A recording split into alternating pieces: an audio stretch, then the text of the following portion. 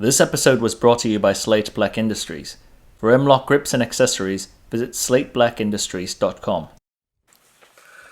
Ah yes, the Bren 2. It's quite a magnificent rifle. We initially thought it was a mediocre rifle when we were testing it on range, until we came back. When we reviewed the footage, we realized we missed a lot of stuff. Technically, we hit a lot of stuff that we thought we missed on range. You'll see.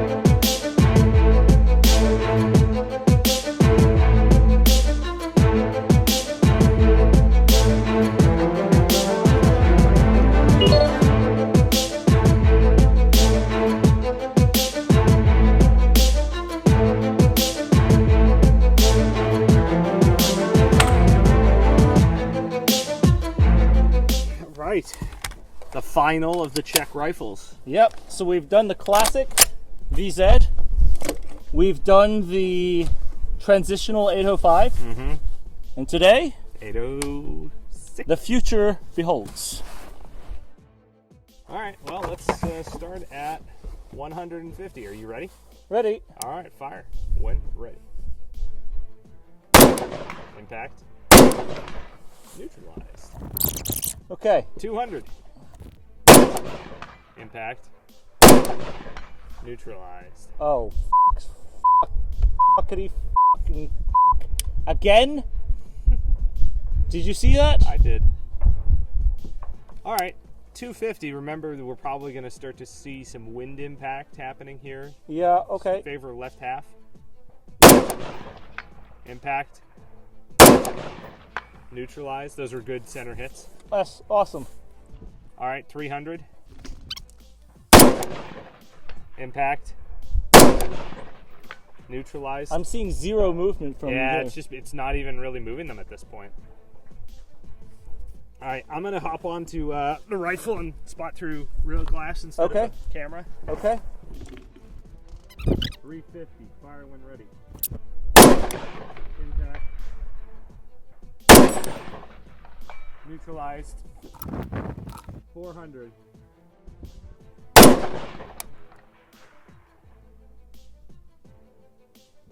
I think might have been just on the top right corner. So the 400-yard line is where some of the trouble starts. This day, we had some rain, the week before, and we had enough sun to where it would dry up a good amount of the rain. So there was mud, but not sloppy mud to where it would show very easily, depending on where you hit. And there was also not enough dust to really see dust signature easily on some of the other targets. So we assumed that the 400-yard line was the same. Impact. So this next shot is actually a hit. The fragment came off of the plate, and you'll see it hit on the left side, but I don't think Josh was really focused off frame so much when we were spotting it. I'm not positive if that was a hit or not. It looked like it based on the vapor trail, but no plate movement. The problem that we also saw with 55 grainers at this distance was there just really wasn't much energy to move the plate. And on top of that, if you hit the plate center enough, it's moving front to back and not left to right. Without that lateral movement, it is difficult for a spotter to see if there isn't a lot of movement to begin with. Now, what Josh did see were the vapor trails that led up to the plate.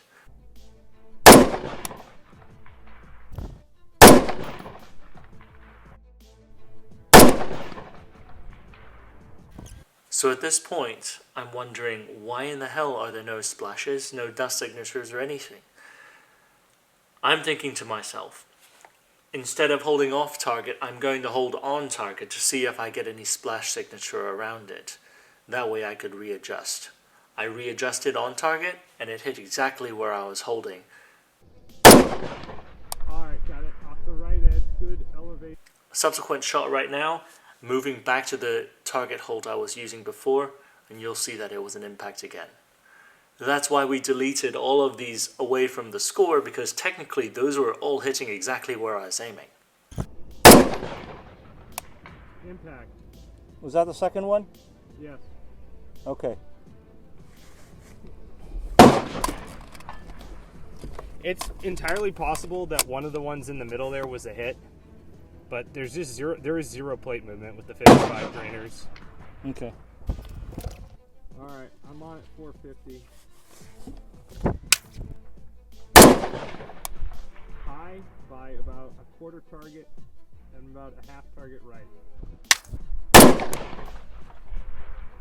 Impact.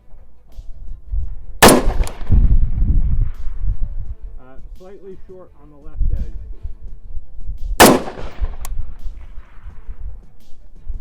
Left edge. Oh, I see it. Bottom right corner.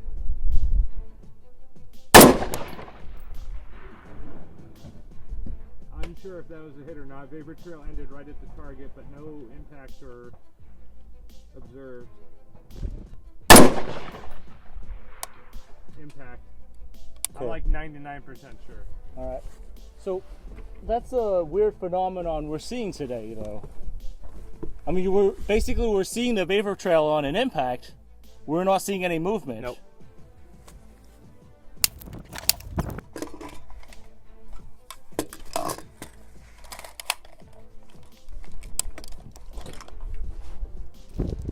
Ready? I'm ready. Impact. Just not moving the plate. Impact. Whew. Nice. Good finish. I didn't even have to reload it. Nice. To be honest, I did, but I didn't have to. Nice, nice, nice. So the final iteration as of now for the Armed Forces of the Czech Republic.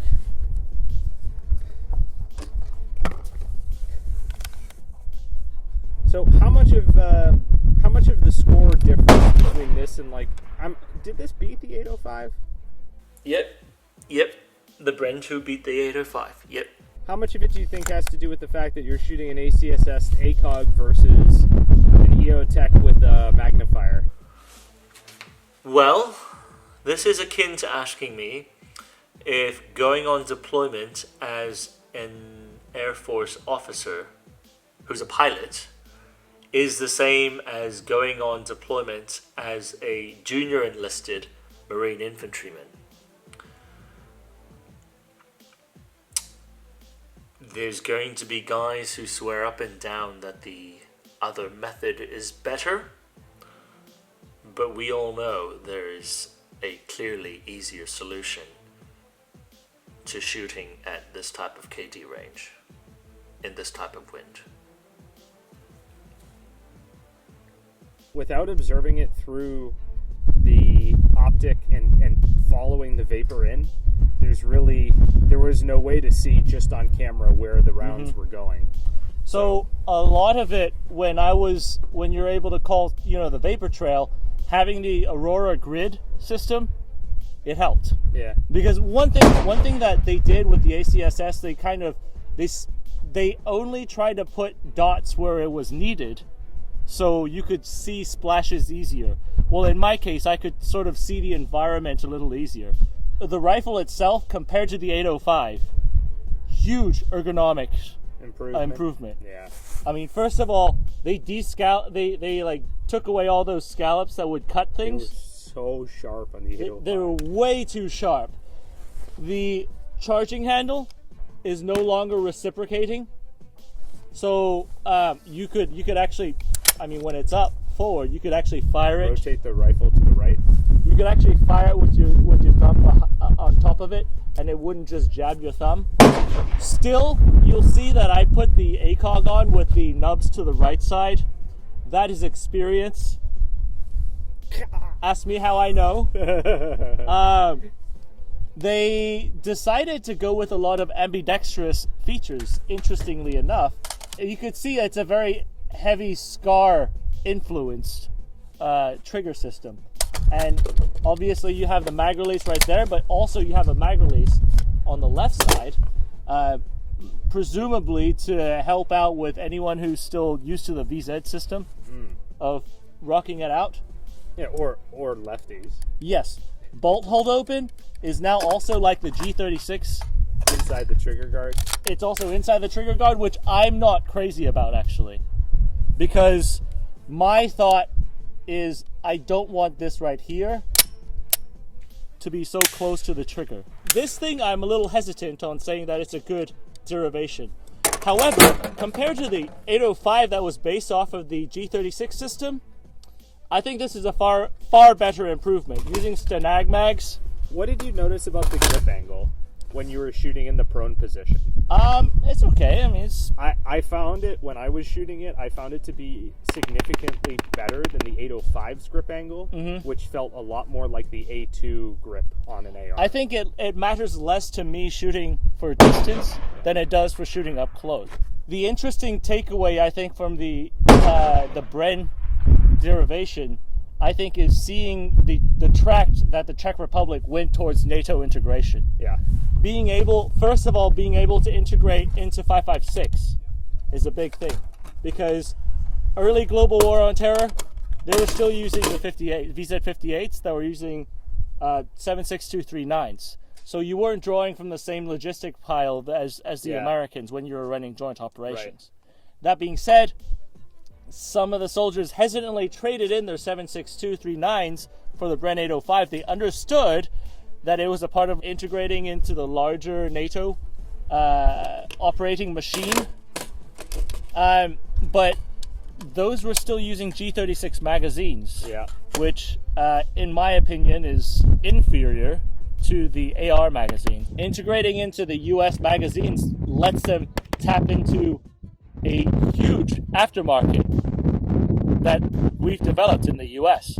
So their magazines are actually American magazines that they purchase from their MOD purchases those things from the States and ships it over to the Czech Republic. Cool. So they don't have that consideration, and it's based off of the standard NATO magazine concept. And so this is a rifle system that I see the entire nation of the Czech Republic really integrating into the NATO defense infrastructure.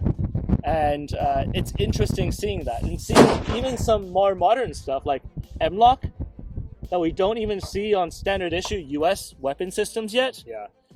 You could see how forward-leaning the Czech Republic has been compared to some of the other NATO partners, actually. Right. And that's interesting because they had that opportunity to make that massive jump from the 58 onwards to the Bren and basically get into the newest of the newest development in weapons technology. Right.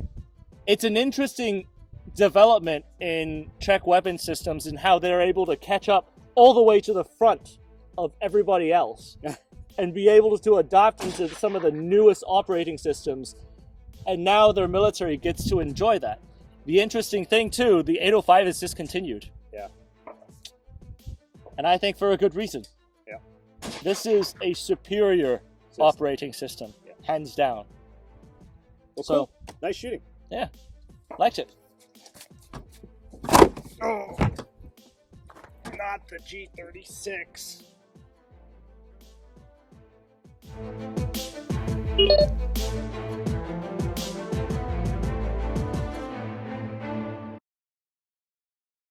Do you enjoy arguing with other viewers on the internet on which rifle performed better on practical accuracy? Well, we have a solution for you. Go to our Patreon page and scroll down. You'll find the practical accuracy scoreboard where we have ranked and compiled all the data of all the firearms we have tested on the practical accuracy course. Furthermore, it's already separated into the different categories, so you can go back to your argument as quickly as possible. And whether you decide to support us via Patreon, subscription, or just a normal viewer, we thank you.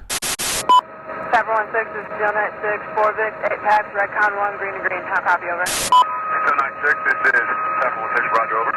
16, Steel Knight 1, 1 pack, green, green, over. This is 716, roger, over.